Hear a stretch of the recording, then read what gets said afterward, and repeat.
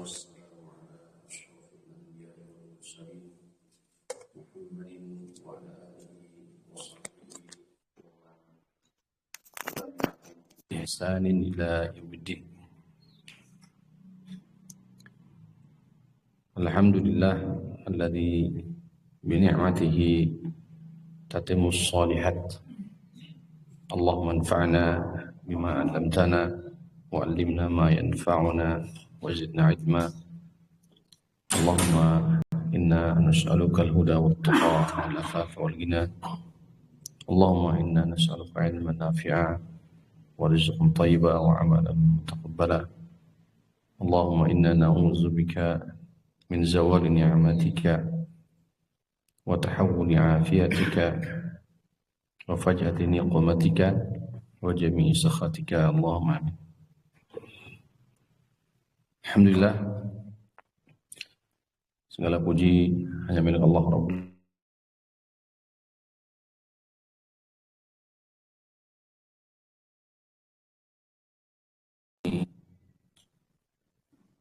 walillahil hamd atas hidayah Allah, kemudian taufiknya serta kekuatannya. Pada pagi ini kita dipertemukan dalam majelis ilmu di kajian intensif pembahasan fikih muamalah bidillah. Masuk di sesi kedua fikih muamalah di pembahasan kitab Bulughul Maram. Salawat dan salam senantiasa tercurah terlimpah kepada Nabi kita tercinta Nabi Muhammad sallallahu alaihi wasallam. Hadirin rahimani wa rahimakumullah.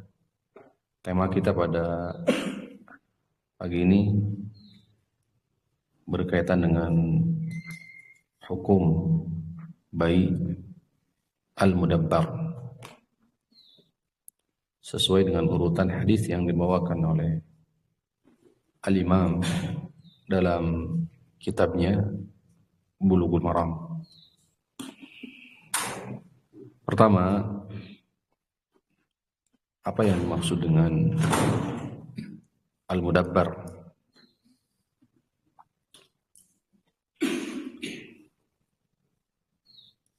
Al-mudabbar huwa ar-raqiqul ladzi ulliqa itquhu bi mauti malikihi. Mudabbar,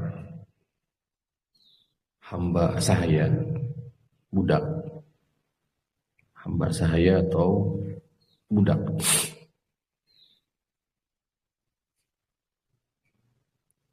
yang dijanjikan kebebasannya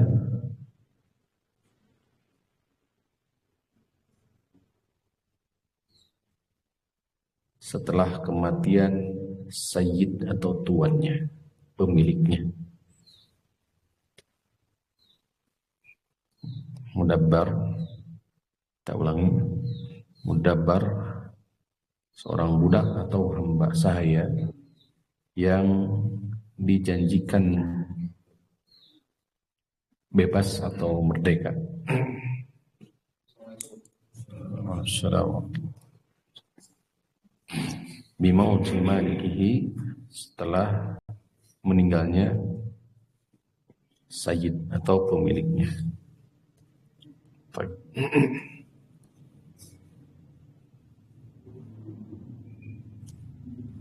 Sampai di sini bisa dipahami. Jadi mudabbar itu budak yang terikat kebebasannya dengan janji dari pemiliknya.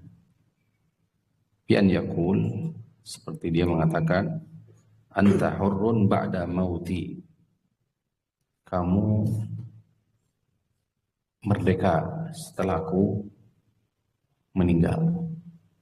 Kamu merdeka setelahku meninggal. Bisa dipahami jelas ya? Itu disebut mudabbar. Sekarang apa yang maksud dengan bai' al-mudabbar?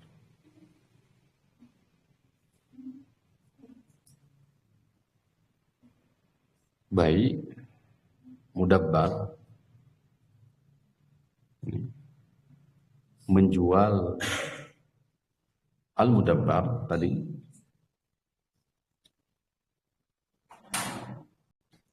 menjual al-mudabbar di masa hidup sayyidnya, tuannya.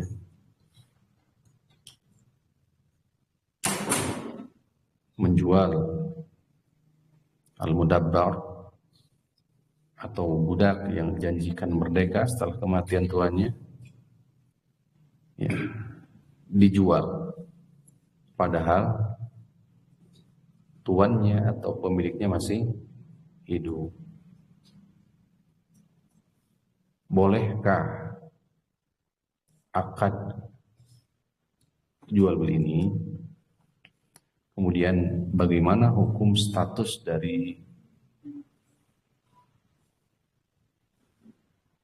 mudabbar atau perkataan dari sayyid, tuan, anta hurrun ba'da mauti, kamu nanti bebas setelah aku meninggal.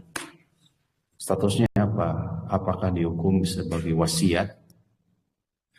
Lantas bagaimana jika sayyid atau tuan tersebut itu memiliki utang? Memiliki utang.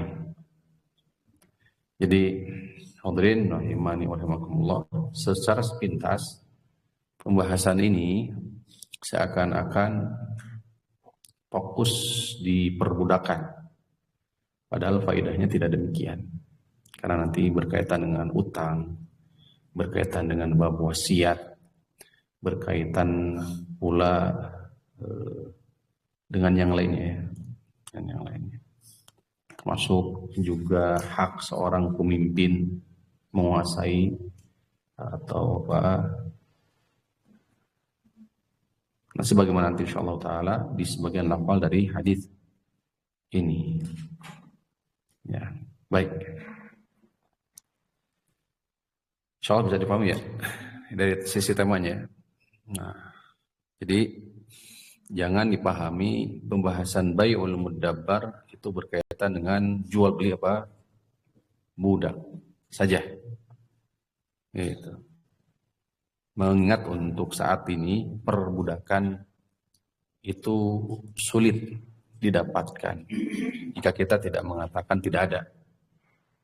Karena asal mula keberadaan budak itu dari tawanan perang. Bermula perbudakan itu dari apa? Tawanan perang kaum muslimin. Kaum muslimin menang sehingga menguasai daerah kekuasaan kafir. Ya. Maka orang-orang kafir itu akhirnya jadi budak. Ya, ada abdun, ada ammatun. Ada budak laki-laki, ada budak perempuan. Nah, situ ada hukum. Ada hukum. Mengingat sebagaimana sejatinya telah diisyaratkan oleh Rasulullah SAW bahwa kaum muslimin lemah kal akalati ila qas'atiha. Kalian nanti menjelang hari kiamat keadaan kalian itu betul-betul lemah. Tak ubahnya seperti kal akalati, orang-orang yang makan laparan di tengah-tengah atau di hadapan mereka nampan yang berisi apa? Makanan. Nampan yang isinya makanan itu gambaran kaum muslimin. Sedangkan orang-orang yang lapar itu digambarkan seperti mereka, yakni musuh-musuh Islam.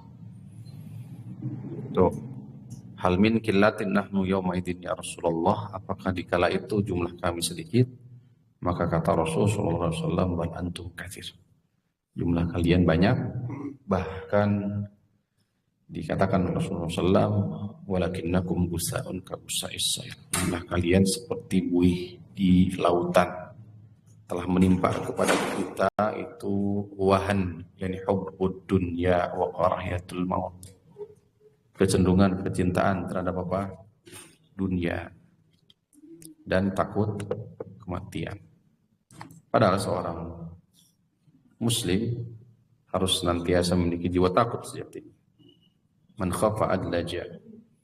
Orang yang takut adlaja, dia akan berangkat di waktu pagi, di waktu awal malam. Kata Imam An-Nawawi, barang siapa yang punya rasa takut, maka dia akan memperbanyak taat kepada Allah. Wa man adlaja balaghal manzila. Barang siapa yang memperbanyak ketaatan, bekal kepada Allah Subhanahu wa taala, ibadah, balaghal manzil, pasti akan sampai kepada tujuan. Yani tujuannya surga. Ala inna sil'atallahi ghaliyatun.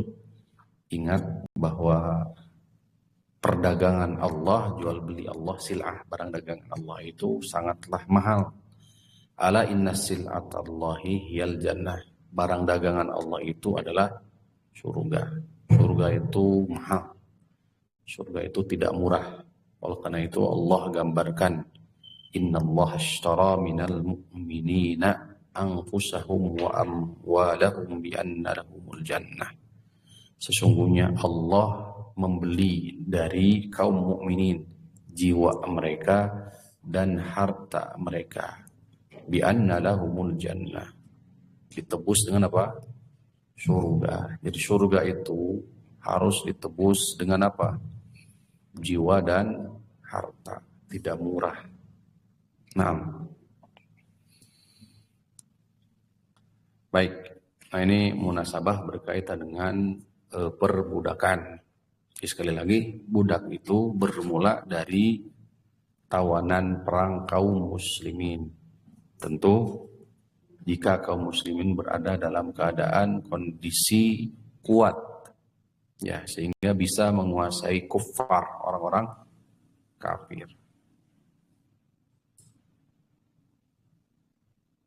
Baik, kita masuk di hadis. Bismillahirrahmanirrahim. Qala al-muallifu rahimahullah, Al-Hafidh Ibn Hajar Al-Asqalani rahimahullahu taala, an Jabir bin Abdullah, dari sahabat Jabir bin Abdullah, dari sahabat Jabir bin Abdullah radhiyallahu anhuma, a'taqa rajulun minna abdan lahu an duburin. Ada seseorang dari kami,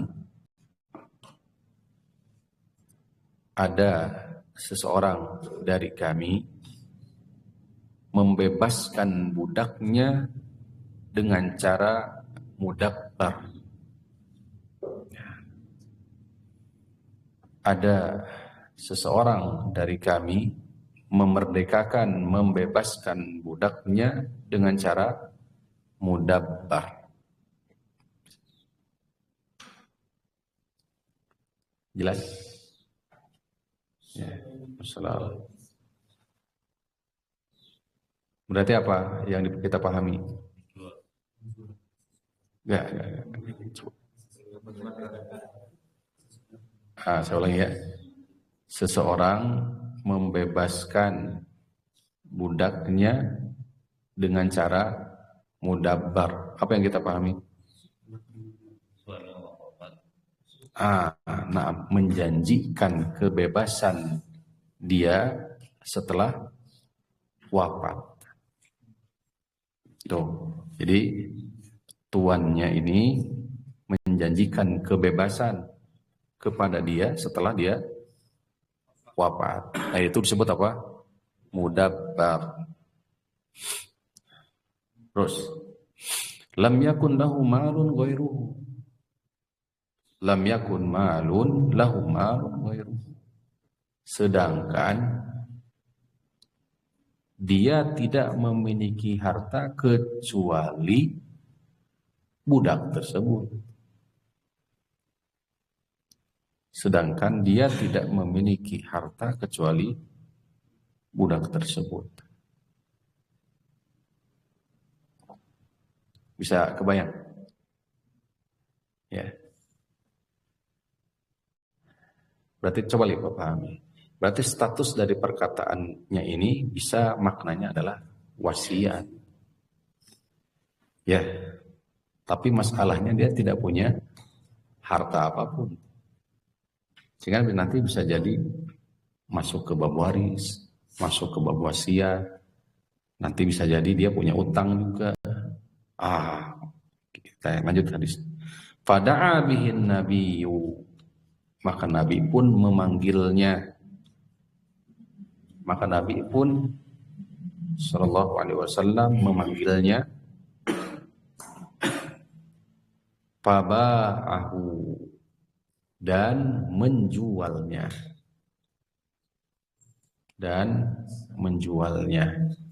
Sallallahu. Menjualnya. Siapa yang menjual?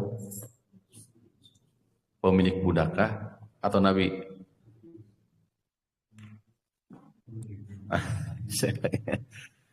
Kemudian Nabi sallallahu alaihi wasallam jelas.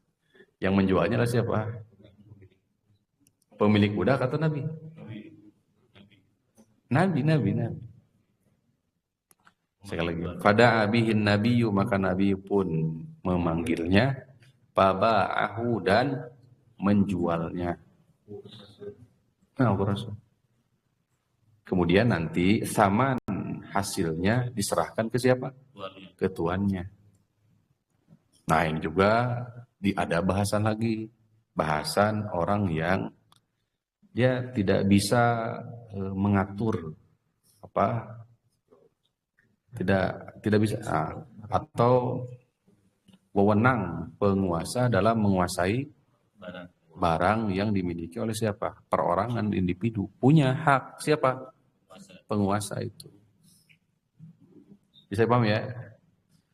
Pokoknya apalagi kalau di pemerintahan kita ada diatur sedemikian rupa dalam status wakaf gitu kan ya. Terus diatur juga dalam mungkin yayasan, lembaga, kan itu ya di bawah naungan biasanya Kementerian Agama. Ya. Kalau wakaf seperti itu ya. Nah, pemerintah punya kuasa, punya hak untuk mengatur, dan ternyata ada dalilnya. Bisa dipahami ya? Begitu. Tapi tentu ada catatan tersendiri, kondisi dan keadaan siapa? Pemilik daripada barang tersebut. Bisa dipahami nih? Saya ulang ya. Muttafaqun alaih. Hadis ini disepakati pengeluarannya oleh Imam Bukhari dan Imam Muslim. Kita baca sekali lagi.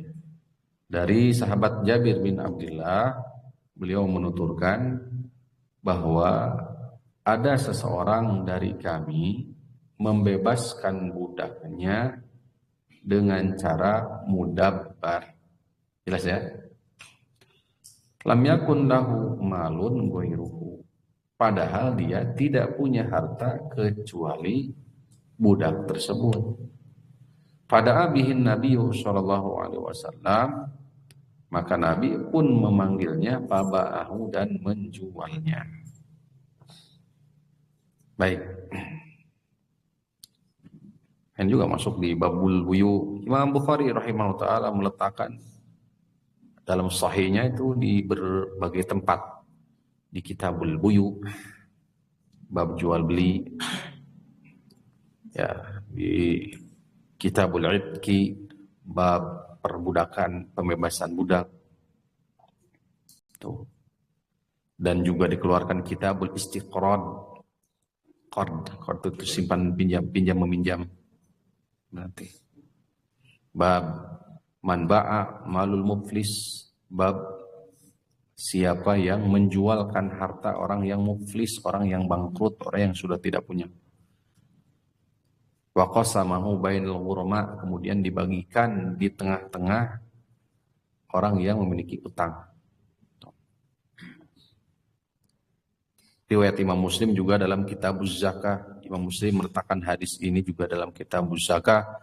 Bab al-ibtida'u fin nafaqah bin nafsi.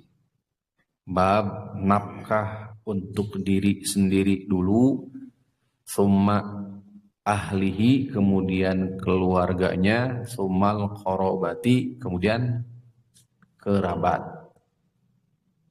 Tadi kan wasiat. Wasiat sedangkan dia tidak punya apa? Apapun. Sedangkan wasiat itu kan terikat setidaknya sepertiga dari harta yang dia miliki. Sedangkan orang ini, sahabat ini mewasiatkan dengan cara mudabbar tadi. Secara otomatis hartanya sudah habis. Nah, ini bertolak belakang dengan hakikat ketentuan dalam wasiat. Salah satu ketentuan dalam wasiat itu tidak boleh wasiat melebihi sepertiga dari harta yang dimiliki. Jelas ya? Sehingga Imam Muslim meletakkan dalam bab memulai nafkah untuk diri, keluarga, dan kerabat. Kemudian mencantumkan hadis ini. Wallahu ta'ala a'lam. Kita masuk di fikih hadis.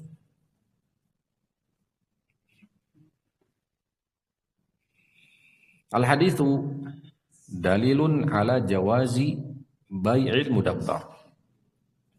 Hadis ini dalil bolehnya menjual mudabbar. Hadis ini dalil bolehnya menjual mudabbar. Ya, tolong dipahami mudabbar apa gitu ya. Karena istilah kan. Mudabbar itu apa berarti? Budak yang dijanjikan merdeka setelah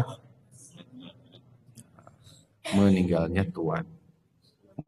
tuannya.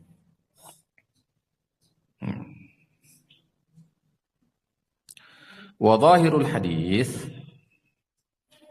anna nabiyya sallallahu secara tekstual hadis, zahir itu tekstual ya.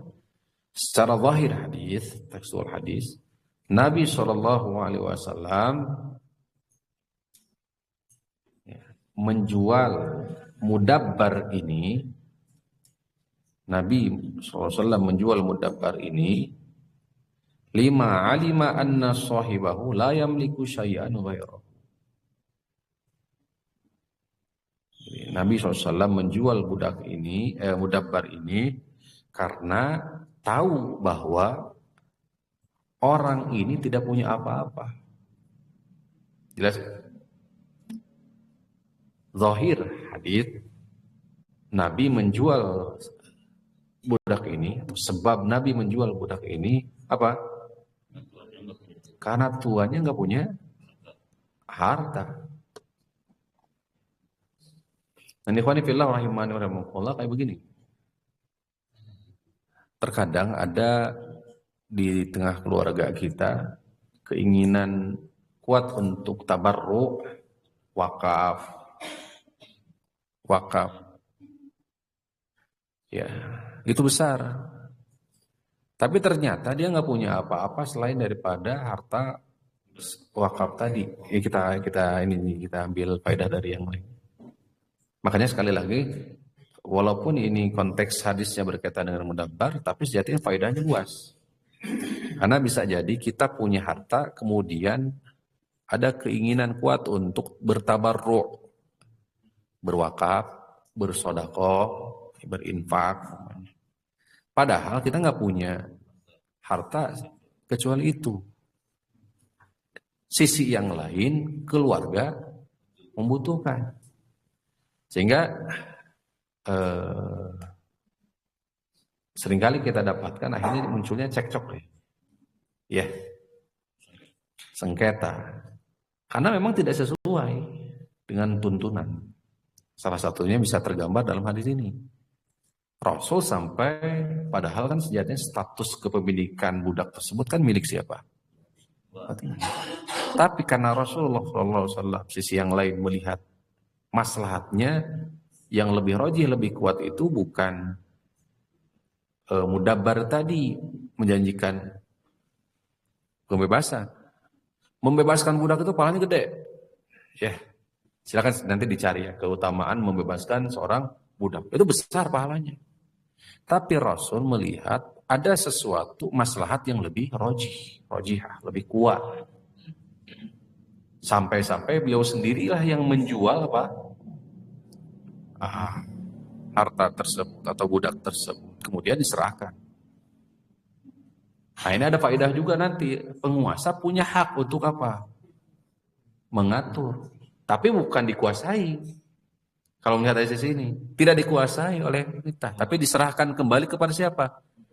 Pemiliknya. Karena melihat. Karena asas maslahat yang dilihat. Maslahat untuk siapa? Untuk pemilik. Bukan maslahat untuk siapa? Penguasa. Jadi ini bukan maslahat untuk Rasul. Kan itu. Tapi untuk maslahat pemilik. Hanya saja ya bisa jadi pemiliknya bukan tidak cerdas, kurang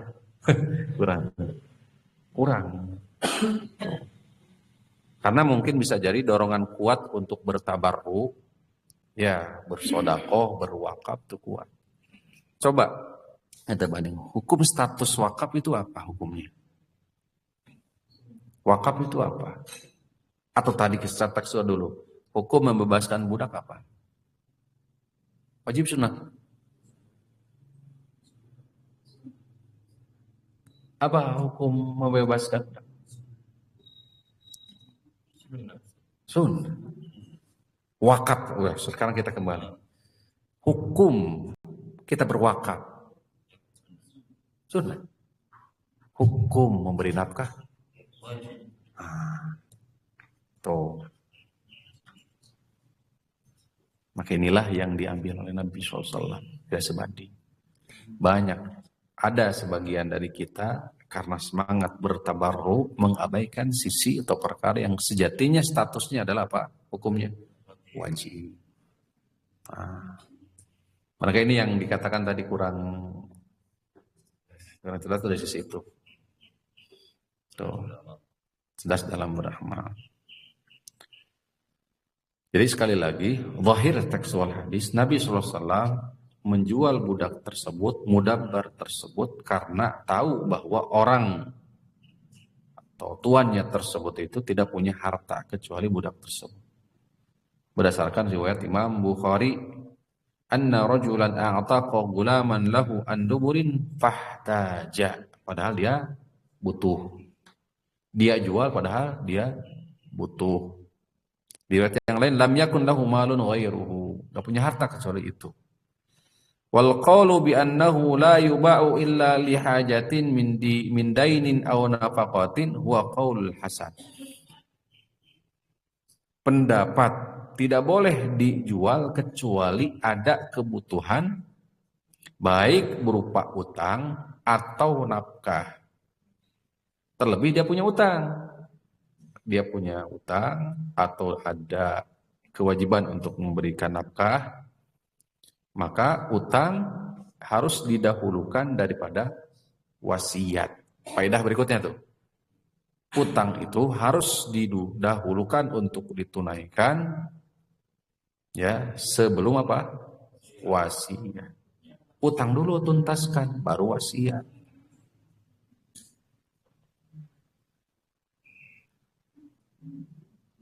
Karena status sahabat ini dia mengatakan anta hurrun ba'da mauti, kamu bebas setelah aku wafat, setelah aku meninggal. Itu wasiat. Wasiat ini belum ditunaikan. Tidak ditunaikan karena ada utang. Dari sisi mana? Nabi menjualnya kemudian diserahkan. Mengingat redaksi-redaksi hadis pahtaja dia butuh. Dia butuh ungkapannya banyak, ada banyak kemungkinan. Bisa jadi butuh untuk keluarga, atau bisa jadi dia sendiri punya apa? Punya utang. Sehingga dari hal ini, dari sisi ini, maka utang dan nafkah harus didahulukan sebelum wasiat. Baik. Sampai sini paham ya, bisa dipahami ya? Ini faedahnya. Yes.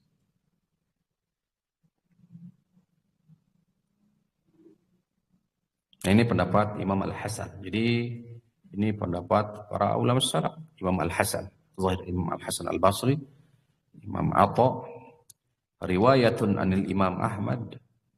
Salah satu riwayat Imam Ahmad, dan ini adalah fikihnya Imam Ibnu Daqiq Al-Aid. Imam Ibnu Daqiq Al-Aid.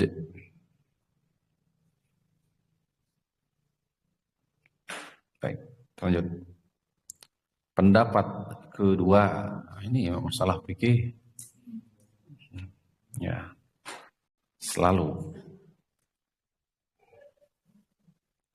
Wal qaulu tsani jawazu bai'ihi mutlaqa. Pendapat kedua, boleh dijual secara mutlak.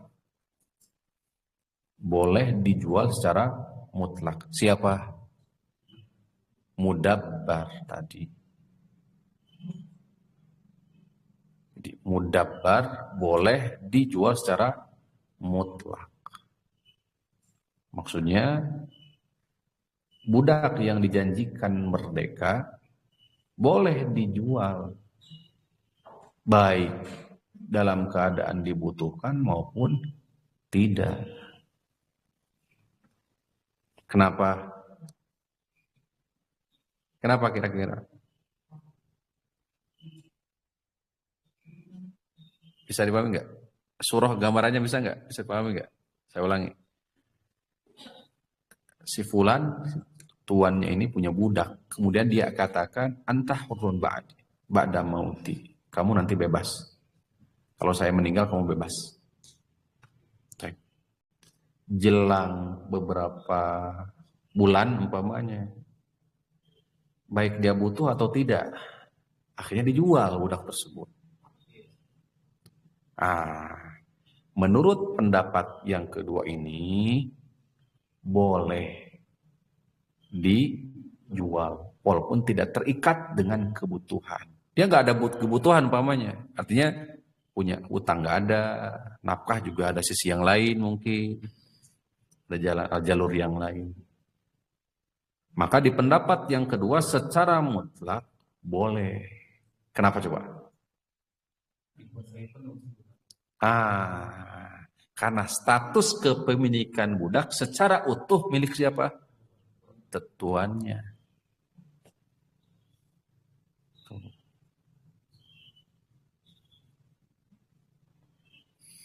Nah, hada qaul Syafi'i, ini pendapat Imam Asy-Syafi'i, wal masyhur min madhhabi Imam Ahmad, masyhur di pendapat Imam Ahmad. Qalu, mereka berkata, innahu lama jaza bai'uhu fi surati min suwaril bai' jaza fi kulli suwarihi. Kata mereka, ya, transaksi kan budak itu hampir mirip statusnya itu dengan apa ya? Enggak, itu mudabarnya. Enggak status budak asalnya. Status budak. Status budak itu kan hampir mirip dengan komoditi atau barang. Ya, barang. Nah, barang itu kan bisa diperjualbelikan. Selama barang tersebut itu dikuasai oleh pemiliknya, maka selama itu pula dia punya kuasa untuk apa? Menjual atau diwasiatkan atau seterusnya. Tuh. Silah ya barang tadi. Jaza fi kulli suwarihi, maka dibolehkan bagaimanapun bentuknya. Waliannahu syabihun bil wasiyati allati yajuzu ruju' anha. Perumpamaannya serupa dengan wasiat yang boleh ditarik. Wasiat boleh ditarik gak? Kalau seseorang berwasiat, boleh nggak ditarik? Hah? Benar. Sekali lagi, kalau seseorang sudah berwasiat, baik. Apa itu wasiat?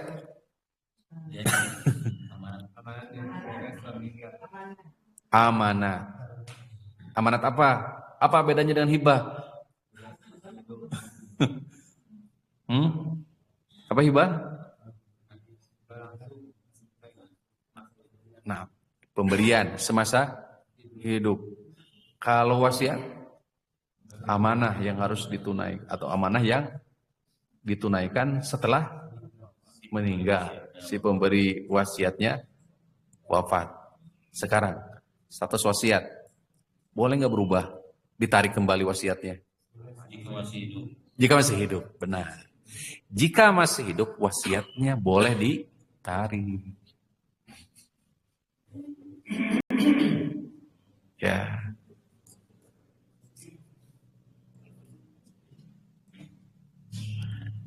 Itu oleh annahu syabiun bil wasiyatil lati yajuzur ruju'. Jadi dianggap seperti wasiat yang boleh ditarik.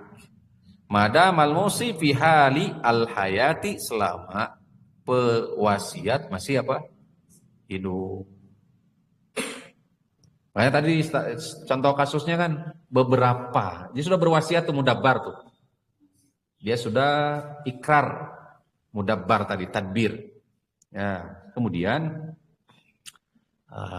selang beberapa bulan kemudian dia ngomong, saya jual kamu dah, gitu. Berarti wasiatnya apa? Dia batal, dibatalkan. Wajabu an qaulihi fahtaja, biasa diskusi. Adapun redaksi hadis dia butuh, annahu la madkhala lahu fil hukmi. Tidak berdampak kepada hukum. Wa innama dzakarahu li bayanis sabab. Penyebutan butuh itu sebab dijual. Ya, dalam mubadarah li bai'i. Kenapa langsung dijual padahal dia statusnya sudah berwasiat tadi dia. Tuh, karena alasannya butuh, sebabnya butuh. Liyatabayyana lisayyidi jawazul bai', supaya atau menjelaskan bahwa sayyid boleh menjualnya. Walau lal hajatu lakan adamul bai'i aula. Seandainya tidak ada kebutuhan, adamul bai'i, tidak dijual, itu lebih utama. Wal qaulul awal fihi wijahatun kama tara. Nah, dari dua pendapat ini kan diskusi tadi ya. Pendapat pertama apa artinya? Boleh dijual dengan syarat atau catatan apa? Ada kebutuhan. Apalagi kebutuhannya sifatnya adalah wajib, hukumnya wajib tadi. Kalau pendapat yang kedua, karena dikiaskan serupa dengan apa?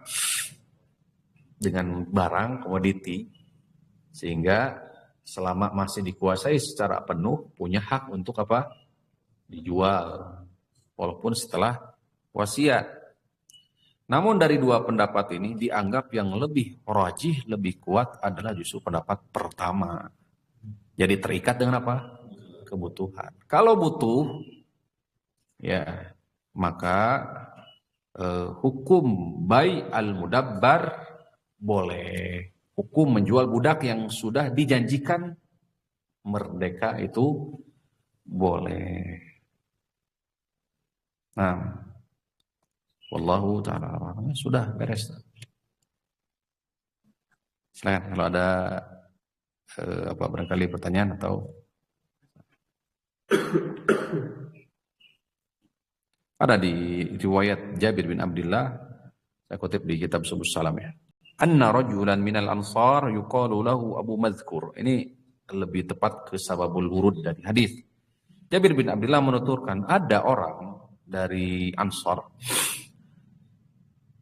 diberi kunyah Abu Madhkur.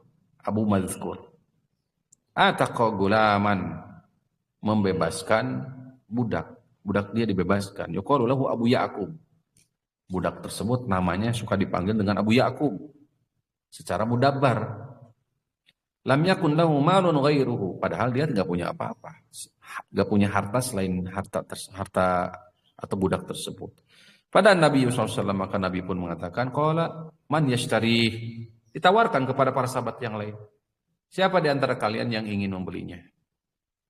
Fastarahu, maka dibelilah oleh Naim atau Nuaim bin Abdullah bin Naham. Dibeli oleh Nuaim bin Abdullah bisama nimi'atin 800 dirham. Pada fa'ilaihi, maka Nabi SAW menyerahkan semuanya kepada siapa? Abu Mazkur tadi, pemilik dari budak. Kasih semua. Zadal Ismailiyu, Ismaili ada tambahan wa alihi dainun, karena ternyata Abu Mazkur tersebut punya utang. Punya utang. Waqad tarajjama lahul Bukhari, oleh karena itu Imam Bukhari membuat bab dalam bab simpan pinjam, pinjam meminjam. Faqala man ba'a malal muflis, siapa yang menjual harta orang yang muflis, orang yang bangkrut, orang yang tidak punya. Wa qassamahu bainal gharma, dan dibagi-bagi di tengah-tengah orang yang punya utang. Maksudnya dia kan punya utang, maka dibagikan hasil dari penjualan tersebut. Hatta yunfiqahu ala nafsihi, sehingga dia bisa memberikan nafkah kepada dirinya sendiri, tuntas nafkah untuk diri sendiri, utangnya juga selesai. Fa asyara ilaihi, maka Imam Bukhari secara tidak langsung mengisyaratkan kepada ihtiyaj, kebutuhan. Oleh karena itu, zahirnya Imam Bukhari menguatkan pendapat pertama, bolehnya dijual mudabbar tersebut itu jika ada kebutuhan. Taib. Nah, tadi bisa dikembangkan tadi ya faedahnya bahwa seseorang yang hendak bertabarru, menunaikan amal kebaikan, entah itu bentuknya wakaf atau sodaqoh, ya sodaqoh, maka harus mempertimbangkan dari sisi kebutuhan, apalagi sifatnya hukumnya adalah wajib, ya entah itu berupa utang piutang atau berupa nafkah.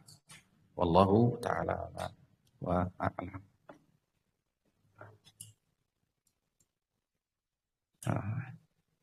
Kita sedikit kutip dari syarah Sahih Muslim Imam An-Nawawi rahimahullah ta'ala.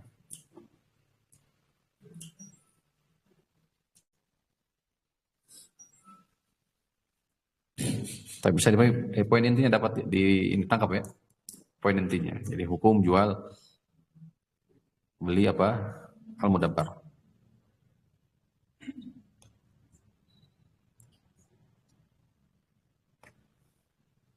Tapi saya kira cukupkan saja sudah. Ya. Kalau sudah bisa dipahami jelas, kita cukupkan sampai di sini saja. Ya, enggak masalah ya. Karena hadis berikutnya, 2 hadis ke depan berkaitan dengan sisi pemanfaatan. Ya, apabila ada bangkai atau ada tikus masuk ke mentega atau makanan, kemudian bentuknya itu cair ataupun yang bagaimana status hukumnya, bagaimana boleh enggak dimanfaatkan, seperti itu. Sehingga kalau kita angkat di sekarang ini kurang sinkron ya. Sedikit tapi bisa dipahami itu lebih baik. Bismillah, mudah-mudahan barokah ya. Tapi ini saja barangkali yang bisa kita sampaikan. Kurang lebihnya kami mohon maaf. Barakallahu fikum wa jazakumullahu khair. Subhanakallahumma rabbana wa bihamdik, asyhadu an la ilaha illa anta astaghfiruka wa atubu ilaik. Assalamualaikum warahmatullahi wabarakatuh.